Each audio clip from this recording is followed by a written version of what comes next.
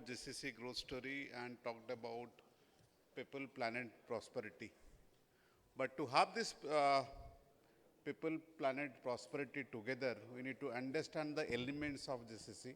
And there are 4 core elements: the people, place, platform, and private equity. And for this session, we have 2 panelists and 1 beautiful moderator. And she is always graceful in not only with her stand, with her mind also.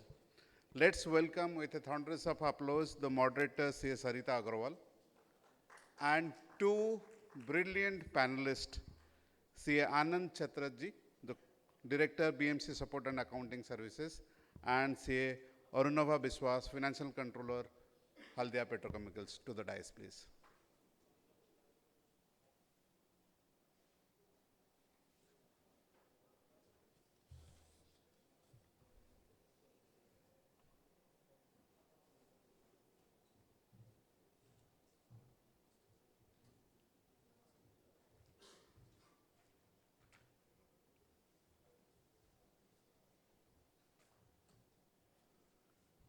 When we talk about the moderator, C.S. Sarita Agarwal, not only she carries 2 decades of experience, but that experience is critical for today's discussion.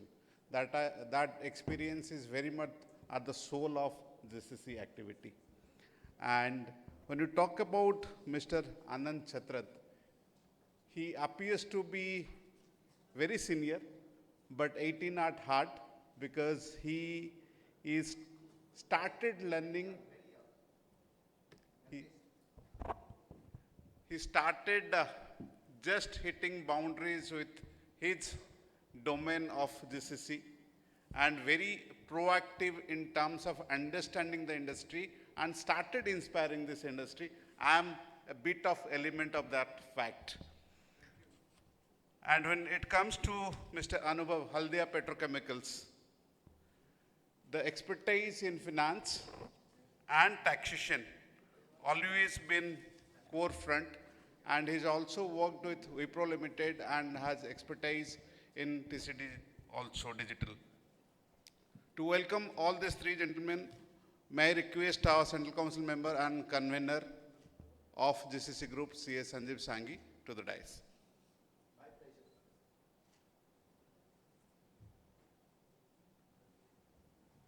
First with the moderator.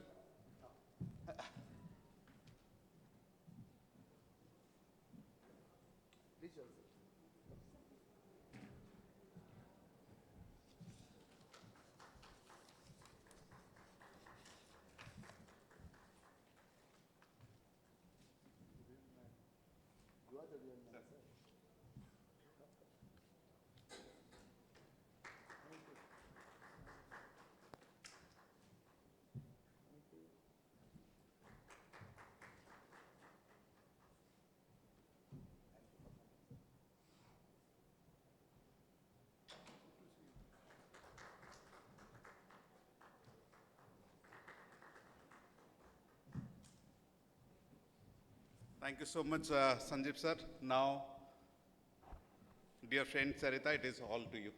Thank you so much. Thank you, sir. With your permission, all of you, I am going to take the sit Sure, down. sir. Yeah. Sure. Thank you Thank so you. much.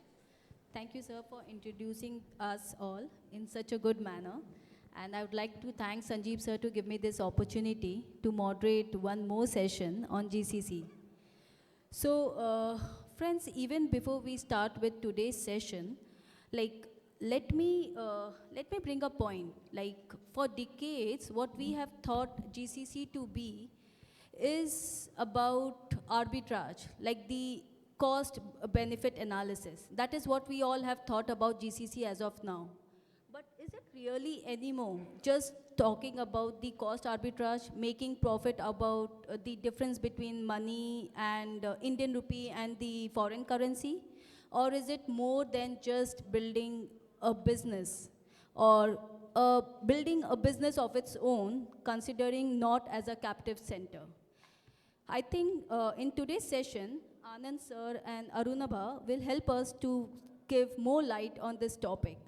So the topic for today is GCC today derives economic power from 4 pillars: people, place, platform, and private equity. Now, talking about people. So, Anand sir, coming first to you, like you are based from Kolkata, right? But if I know this correctly, you have your GCC set up in Delhi. Also, okay. So, what made you have your center in Delhi and not completely in Kolkata? We being in Kolkata, if we want to know that how can we build our GCC entirely in Kolkata, not moving out of Kolkata? What would you have to say about that? What is the improvement which we need to bring in us? Good evening, all. Thank you for calling me here, all of you young chartered accountants. So basically, we are a very old accounting firm, almost 100 years old. Grandfather, I'm third generation. He started so many years ago in Lahore. So cutting a long story short, we have 16 partners and all over the country. We set up our separate unit for offshore. You can say right now it's become a very mini GCC. We are between Delhi and Kolkata. Why did we start in Delhi also? Because the atmosphere generally was better there. Partners were a little more proactive in Delhi. And Calcutta's, we eventually moved. Although Calcutta has maximum potential for back office for GCC. It's got smarter people, more intelligent people, infrastructure is better and cheaper and more reliable. Delhi, Noida, NCR has become too many back office, too many mini GCCs. 100, 200 people have already come up. And there's a lot of poaching going on from A place to B place to C place. So something like among the big 4 also, big 6, big 10. So Calcutta is a very viable alternative for that, basically for that reason. So then, sir, my question still stands. You are surely saying that it's a viable city wherein we can build our own GCC. But then what is stopping the city to coming in a big way? Like, actually, it's very important for us to know now because we all know that Calcutta is full of capabilities. But still, somehow or the other, we are not able to come up. What's the reason behind that? So one is the perception of Calcutta, which unfortunately from the industrial point of view and the background point of view is there. Hopefully, slowly it's going away. But from the back office, GCC, I'm combining back office come GCC point of view, there's tremendous potential. Tremendous. It's a matter of perception. It's a matter of people getting together and going out to set it up. It's not going to be easy. It took us many years to even come to where we are right now. And we are only close to 100 people. Great. So, sir, can I take it in this way that it's all about our mindset?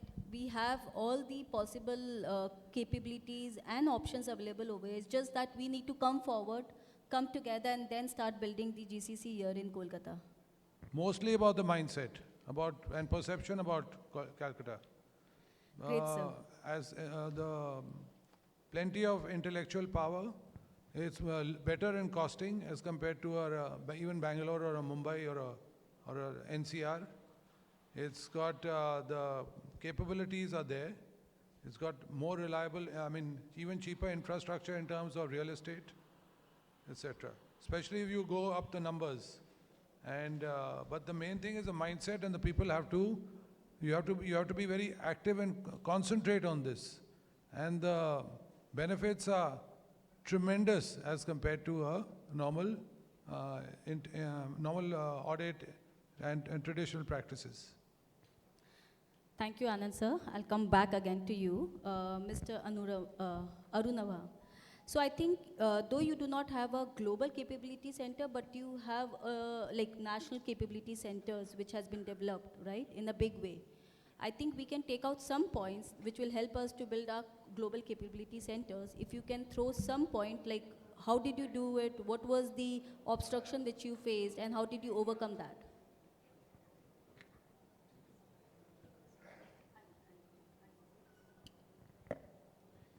Yeah, good evening, ladies and gentlemen. Thank you for giving me the opportunity to be a speaker here. So yes, I am from the industry. So I started my career in Pricewaterhouse in the assurance and moved to Wipro Limited.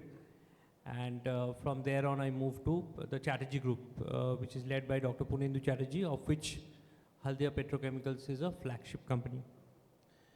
To me, GCC was new. And you know, there are big setups of GCCs in Calcutta. We have Pricewaterhouse Service Delivery Center, we have ENY GDS. But for an industry, we set up a captive GCC for our own group companies starting from zero. So as you are all aware, Haldia was a erstwhile government company, a state government owned company. And in 2016, it became privatized. Our GCC journey started setting up a shared services in 2018. We cater to a lot of companies within the group, and the main office or the main GCC center is based out in Calcutta, our corporate office of Haldia. As I said, it started from zero. We did not have any capabilities of what a GCC runs, how a GCC runs, what are the KPIs that should be followed. But it was a learning experience. So we set up a team of 60 people from our in-house team. And this team doesn't necessarily mean, so there is always a misconception that GCCs can always start with young generations. In our GCC, the average age is 55 and it runs like a machine. How did this happen? When we started, we took the help of consultants. Yes, of course, we took the help of consultants. We took the help of technology. We took the help of Big Fours. We took the help of SAP. All these 4 partners were gathered together and there was a team set up to set it up. We set up the three main pillars of the GCC in finance, which is procure to pay, it's called P2P. Order to cash, it's called O2C. And record to report, it's called R2R. As the name suggests, I don't have to explain much. Procure to pay is basically the accounts payable side. O2C is the accounts receivable side. And record to report is preparing the financial statements of the company. So this journey took around, so we started in the early January 2018 and we implemented it around in 2019 March. So 1st April we go live for the GCC in Haldia. Now, when this 1.5 years was learning for all this crowd, all the people who were very senior people, very junior people, very middle-aged, they were all learning. And GCC is such a subject that the learning continues every day.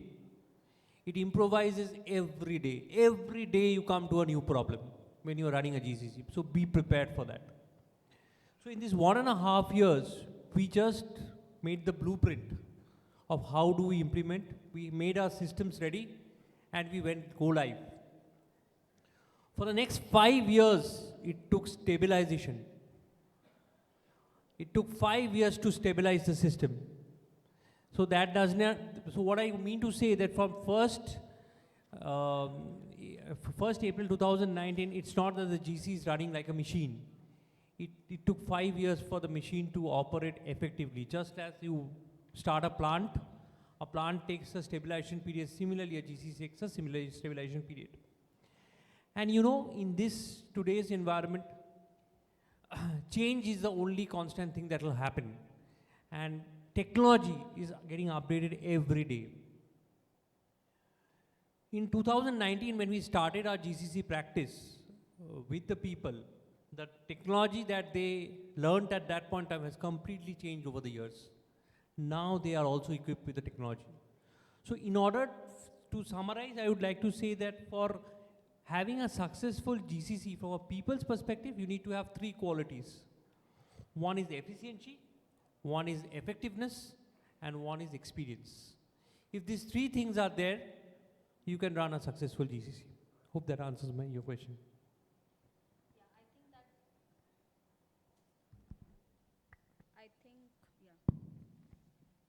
I think that gave us some insight about like what was your journey to GCC and how did you all make it possible. But then I would still say, like, if you can just answer in short, one biggest issue which you faced and how did you solve it? Like, we understood your journey, but now we suppose I start my GCC tomorrow. What do you think I should be ready with, the biggest issue which I can face, and I should be prepared beforehand so that it's not unsuccessful, I can surely run far? So GCC is actually, running a set of standardized processes with people. The biggest challenge in setting up or running a GCC is people management and change management. If you can do this, you can run a successful GCC. Okay. Yeah, so very well answered. I think we all do agree that the biggest problem or the biggest gap which we face is managing people. So if we can manage people well and plan accordingly beforehand, I think that would help us a long way to run a successful GCC. But now, since we are talking over here about the 4 economic power or the 4 good pillars of GCC, sir, like people, place, platform, and private equity, from your experience, how these 4 elements collectively shape the next phase of GCC growth in India? Like, if I talk all the 4 together, how do they play a role in shaping the GCC? People, place, platform, and private equity.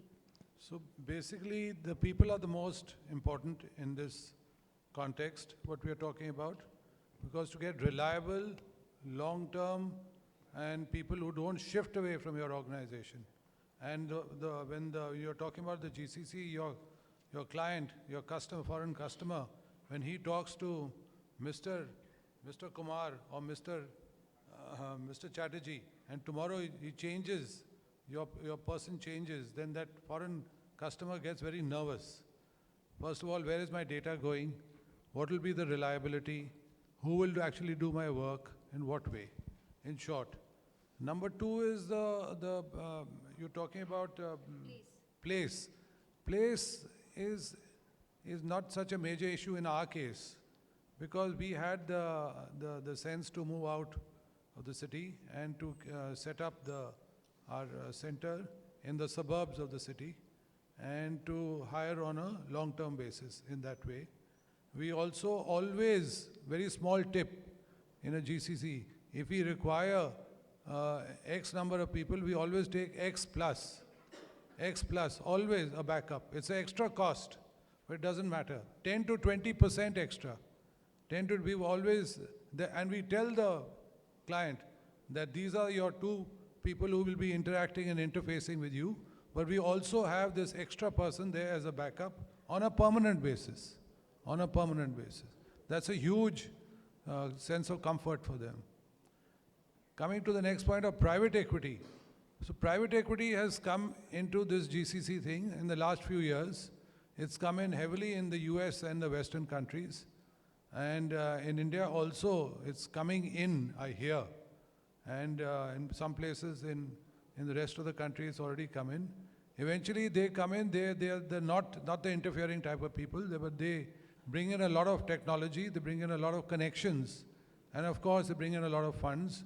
But there's a lot of pressure from them on how to grow you have to grow.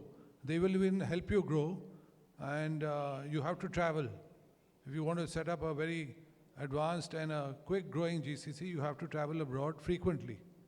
In our case, we are members of various international organizations in our private limited company and not in our CA firm because of too many restrictions from our institute. So through that, we have been able to get a fair amount of work, which we continue to get. In fact, some of the foreign clients join a particular network, foreign network, and even when they leave that network, they still continue their work with us, which is a huge thing for us because that allegiance and that confidence level stays with us. So private equity is the future, I would say, to grow if you really want to grow fast. Thank you, sir. Thank you for putting light on the point. But like both of you have been talking about people, that how important people are to build a successful GCC, right?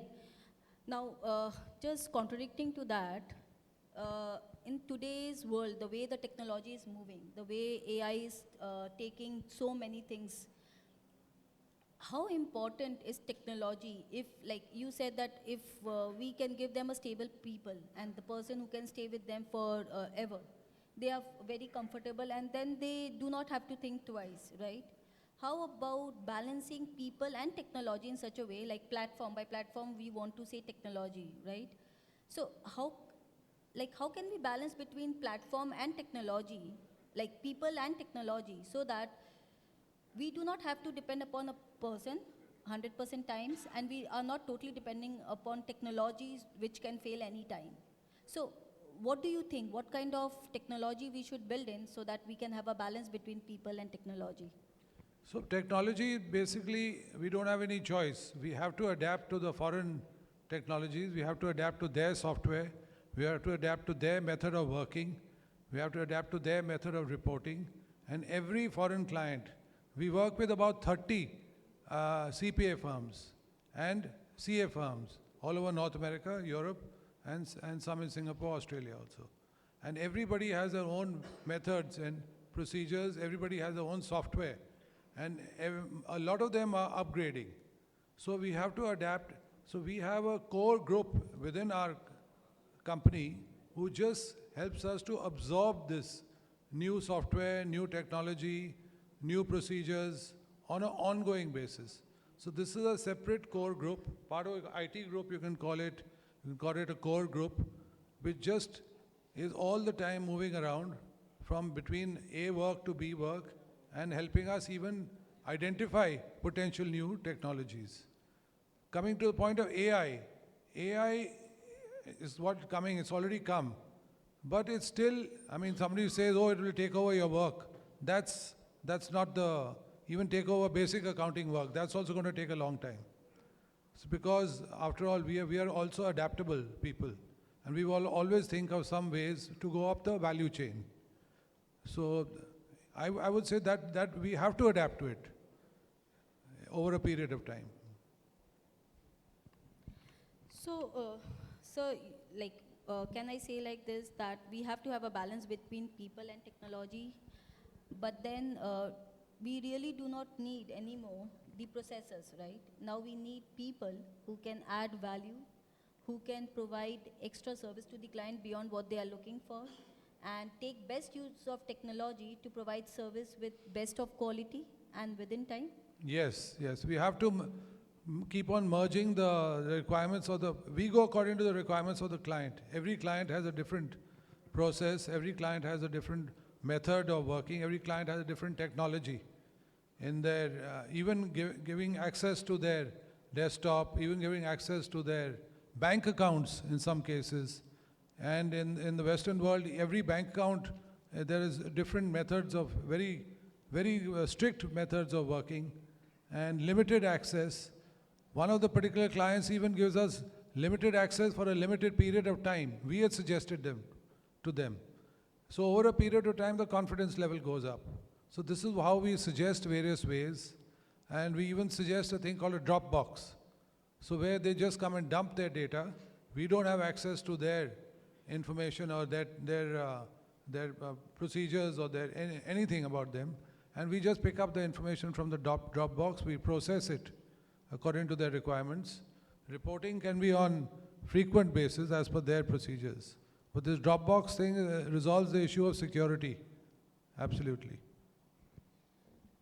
So, Arunavaji, if you had to divest your GCC tomorrow, would a private equity firm see it as a liability to be trimmed or a product to be scaled? How would a private equity firm see the GCC? So it depends on how you have built the GCC. How are your how tech savvy your employees are, your people, how updated they are in terms of technology, because technology and people go hand in hand. The second thing is that in terms of the country in which you operate, what are the policies of the government of that country where the GCC is being set up? It has to be an open policy so that doing business is an ease, not a liability. The third is how quickly you can exit a GCC model. For example, if your country allows you an IPO process which is more simplified than which is there as of now in India, private equity players generally look for these three things. Also, the most important and the least but not the most important thing, that is that data integrity. Data integrity and the legal framework in which you are working has to be very crystal clear, because that is where the private equity are more relying on. They want their customers' data to be fully secured. The employees should be fully tech savvy, so that the entire process is dependent on technology rather than any human beings. So if these four things are in your favor, then obviously the private equities will consider this as an asset rather than as a liability. You brought in a very important point, that data security, right? This is the biggest concern when we try to set up a GCC, and they look into the first thing, not even like private equity does look into, but your client for whom you are setting up GCC, they also first look into the data security, right? Correct. But how far do they consider India to be secured from data perspective, and they get that confidence? Because that's the one thing which comes first as a question when we try to talk to any client, that are you secure from the data perspective? How can we give them that assurance and security? Okay, so very good question, very relevant question. Today, technology has gone to such an extent that your data is, we can generally say that the data is generally secured in environments where GCC has been set up. Yes, there are various exceptions. A data breach can happen in Citibank also, in any part of the world, or it can happen to a small firm also. But generally the firewalls and the systems are so secure at this point of time. Technology has advanced to such a level, unless there is a malified intention of a particular individual or a group of individuals, data is generally secured in India. So sir, what you're talking about is a big size GCC. If we have a big size GCC, we can afford on everything what you talked about, the firewall, a very secure system in my organization. But then suppose I talk about a micro GCC, which sir was talking about some time back. Sure. For them, I don't think so each and every security aspect would be possible to meet. At that time, what do they do to set up a small GCC to start with before they grow big? Like, what do you think are the minimum requirements which they should fulfill so that the client also feels secured, and even they can start their own GCC, being a small GCC rather than a big size GCC? Yeah, sure. So in a smaller setup, you need to select the right people. You need to do background checks very well. You need to have certain technologies which are not very expensive, but which are more secure, which has a very good firewall system through which people cannot penetrate inside. These three things, I think, are, there are many GCCs which have a lot of which are smaller in size. For example, the captive GCC that we have set up has only 60 people. And it is not that these 60 people do not have an access to mobile phones or computers when they're working. They have access to everything. But trust and doing the background verification is the most important thing. And also, there can always be exceptions, but you should always have so much protection that even if there is an exception, it doesn't breach the confidentiality of the client. I think the client also understands this in this world where, everybody of us, what we hear is our Aadhaar numbers and our bank accounts are, available to everybody who are the fraudsters. So if in this environment, the client also understands what kind of breach there is happening across the world. So what they want is the trust building, and they would, a GCC can only grow when from small to big, only when they can show that confidence and trust to the customer and have the minimum requirements of data security that they can afford. Thank you, sir. Thank you for bringing this point. Now, Anand sir, like just before this, when you were answering the last question, one thing came in my mind, that there's a very thin line of difference in our industry regarding global capability center and outsourcing. What I understood from few of your answers, that it was more related to outsourcing. How do you differentiate the outsourcing and GCC? Like, how can we differentiate between both? So basically, we don't call it outsourcing, first of all. We use the word offshoring. Yes. That's a mental thing which the a lot of the clients have. Number two, we say this is an extension of your office, of your foreign office. I mean, these people are there, they are dedicated to you, they are your employees. They will report to you, your procedures, your timings, your methods, everything according to you. Coming to a GCC, GCC is more of a larger, I would say, larger perspective as per my understanding, and working on a little different model where you can grow much, you're growing in a different way, especially if you're backed by private equity. Because I just forgot to mention also, private equity also, some people are coming in and saying that we not only give you the funds, we'll give you the potential clients also, along with this. But you have to perform and this. Give you targets, give you procedures, everything. So the pressure, if the private equity comes in, is tremendous. And, but that's the way to grow, very fast and really on a long-term sustained basis.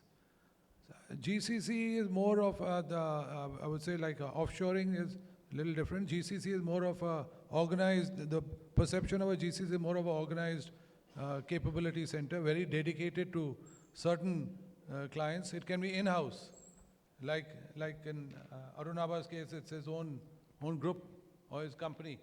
He's doing it in-house. They specialize in that, and they find it over a period of time, it makes a lot of sense from the economic point of view. So, sir, I'm still a little confused. Like, what I understand is in offshoring, we can work for as many different clients as we want. We are not restricted, right? We can take one client from USA, one client from Australia, another client from UK. Yes. And there's no one to stop. It's our system, our process, which we use, and the client should also agree to it. But then in GCC, are we restricted to work only for one company outside India, being their back office or being their captive center, just doing work for them? Can we say it like that, or I'm not correct in what I'm saying? So the GCCs which have been set up in the last few years are mostly captive. Either dedicated, a few models. Say a bank comes in from the US. Say, let's take a specific example, Wells Fargo. Now Wells Fargo has a GCC in India, and they have many thousand employees, maybe 10 to 12,000 employees. So that's dedicated for that particular bank. On the other hand, there are some GCCs which have been set up or in the process of being set up, which say that yes, we will work for in the pharma industry, pharmaceutical industry, but we can work for A company, B company, C company. So that is also there. But the dedicated in-house capacity has to be built up over a period of time, and at the moment in India is mostly in-house, captive GCCs we call it. And a number of them are owned by the foreign companies also. So now huge potential for us chartered accountants is if we can set up and through a private company or whatever public company, and we can set up various GCCs in suburbs or various places. The idea is to go and get the work is extremely difficult unless you're backed by a large amount of funding, a lot of structure, and a lot of experience in this. Great. So, yeah, thank you both of you to give us an insight about the 4 pillars of GCC's economic power. But then I will open, I'll ask the house to have some questions for both of you if they have any.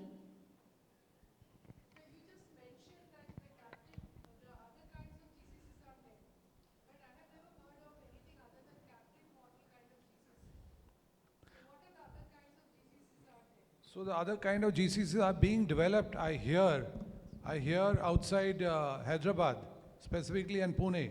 I just have heard this, I've been hearing it because we are in the network, and there are some private investors who are in the process of setting up these GCC centers, they call it.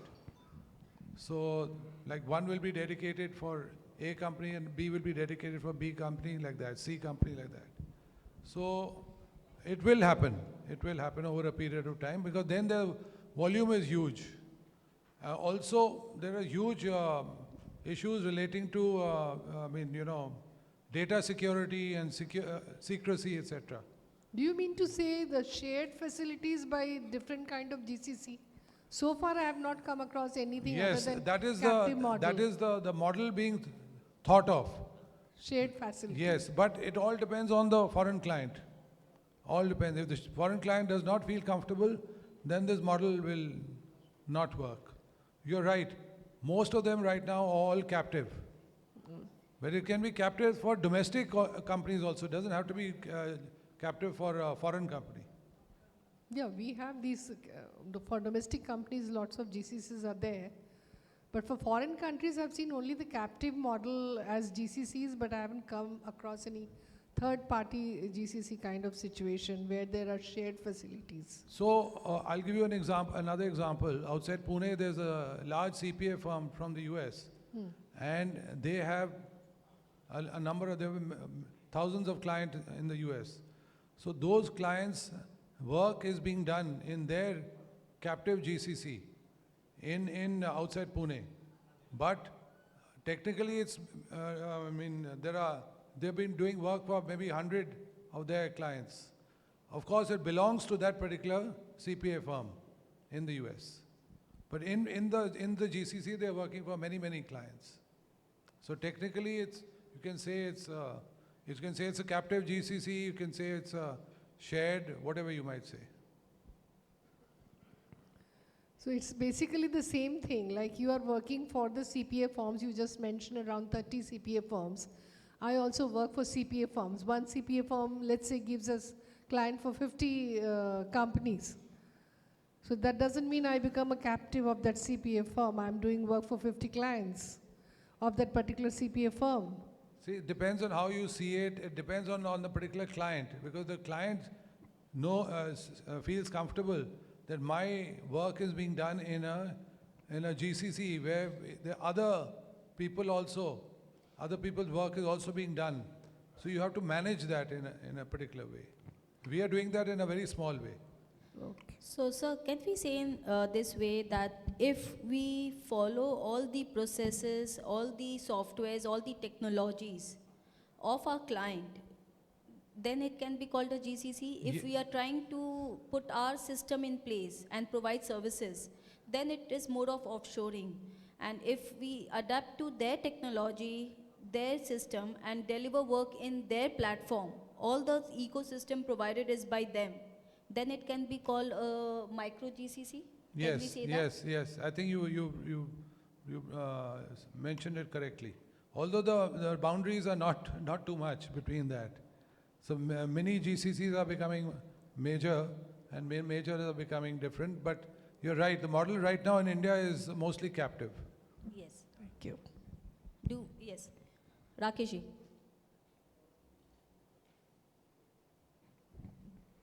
So I have hi, it's Rakesh here. Question to you. So I have a follow-up question, what madam is asking. So in a captive GCC, so the role of a CA firm or a CA here, is it more of a consultant or a kind of employee only? Because everything, whatever they are saying, we are following it up and we are getting paid for that. So is it a kind of, just, we lose our independence or kind of freedom to work, or is it just a consultant? How do you see that? No, we don't lose our freedom to work in any way. It's instead of practicing in India, you're practicing in a different way by following the procedures and systems and the methods of a different country. I'm assuming that you're talking about foreign clients. But then everything is defined. I mean, or you are defining for them. Everything is defined for us by them. In fact, we study the various acts, the UK Act, UK Accounting Act, or the CPA rules in the US, and we try to adapt. I mean, did you know that there are, in each state in the US, the CPAs are a little different from one another? Yes. You can do CPA, and so it's very complicated, it's very time consuming. But once you begin that, and once you get the confidence level of the foreign client, and then it's through. And most of the work comes on a long-term basis. That's the good part. Okay. Thank you.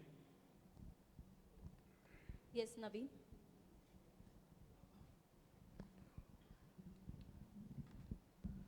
Just regarding this GCC framework model, basically, is it always a one-to-one requirement wherein suppose a foreign client is looking forward to establishing a GCC in India, how he will be knowing that which company or which person to approach to? Is it always a one-to-one individual advertisements where, or the brand name through which they come to know, or whether this GCC platform is giving us some framework with respect to, I've heard during the session also, that state has some policies with respect to this GCC frameworks. So whether the states is coming up with any portal or somewhere where they can accredit something or some accreditations given to some firms wherein the foreign clients have some, I would say, confidence level where if they offload their work to this company, that can be taken care of. Whether your company or industry or any government authority is doing something like that. Or in a past, if anything happens. Are you meaning from the institute point of view? No, I'm talking from the general point of view, looking forward 5 to 10 years down the line, that if I want to become or want to give some service to GCC, and I don't have any branding as of now, because branding takes a time of its own. So how would I publish myself to a foreign client or approach them to a foreign client, whether it be a one-to-one or whether I can get a platform from the industry side or from the country side or from the state side? Are you talking about acquiring clients over a period of time? The Right, procedures sir. and methods? Right, sir. If there is policy framework within the country only or not. So right now, our institute has just gotten into it. That's what I've been hearing for the last few months only. So it's, I'll be frank with you, our institute is little too conservative in this manner. I wish it wasn't. I wish we could be allowed to publish our cards with all these lovely colors. We're not even allowed to put our colors on our business cards in India, as you know. I think it's changing. It's changing now, Yes, for rapidly, sure. finally. And coming back to acquiring foreign clients, I mean, we followed many methods over a period of time. We became members of large international accounting networks. Number one. Number two, we got credibility by finding some people whom we knew out there earlier. So that helps you save time in establishing your credibility. Number three, we attend their conferences regularly. Very expensive, very time consuming, have to travel a lot. It took us many years to do that. And then over a period of time, you build up your capability and start from even any small job. Never say no to anybody. Always it's a yes. And then you have to move up the value chain, especially. So if they say, yes, can you do my accounting? Yes. We moved from accounting, we moved into audit. We do a lot of their audit process here, IFRS, US GAAP. Most Indian CA firms are quite adept at that. Our knowledge base is tremendous, amazing. So maybe our institute can get it all together, and our institute can, publish and write things about this. Arunabha, what do you think? And it'll establish a lot of credibility. Maybe institute can even publish a booklet or something like that. Can we and say that we have a lot of foreign chapters of ICAI Yes, across yes, the globe? yes, So if we yes. can partner with them and we can get the membership of those chapters, and from there the foreign companies can look forward. That's a very, very good way. We should be more organized and more aggressive about it. Like we need to go there to visit them in the US, in Canada or wherever, in Dubai. Dubai is overrun. Dubai is controlled by Indian chartered accountants. So I would say long term, this is the only way to do it here. And of course, any small methods of marketing. See, email marketing and just cold calls and all does not work. I repeat, does not work. In fact, it destroys your credibility. There's nothing like a face-to-face meeting or a meeting at a conference or a meeting through some third party like that. That's it. Got your point. If Thank you sir. need to give referral fee, we need to give referral fee. That's always fine, but if we get the opportunity to showcase ourselves, that's the thing. I'm in giving you foreign very, very chapters. practical tips. Yeah. So Thank you. Naveen, I think you have to have a social presence. If you want to start, you have to have LinkedIn, active LinkedIn, your website, have people find you, and you also connect with the right kind of people. And then only, like, step by step, you see that things move forward. Obviously, what sir said, that obviously that means a lot, because you have to keep traveling, you have to attend, you need to show your physical presence as well. And then only things like work the way you want. So it's like step by step action which we need to take. I think One thing I would like- credibility, sorry, credibility is the main thing, yeah, over a period of time. So that's again one-to-one only. When you showcase yourself, then only the Yes. confidence level will come in. Just one thing to add to what you said. I have one question from the, what he has mentioned. Would you like to share the accounting bodies you are saying you are members of, so that helps you to network? Can you mention a few? I will come across and talk to you. Yes. All right, That thank can be you. offline. Okay, just one platform I'd like to mention is that somebody who is very eager to set up a GCC, there was a session sometime back from a gentleman called Rakesh. You attended it? So Shared Service Forum is an organization set up by him, which promotes setting up of GCCs and what is happening across the world in terms of GCC. It's a very updated platform. Many of the corporates who have set up their own GCC take help from there. It's a very advanced, people are really very knowledgeable there.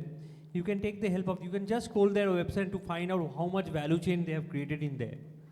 So that's something you can always, it's called Shared Services Forum, SSF. So now we can take rest of the questions offline, because I think we are running off the time. So yeah, Sutar sir.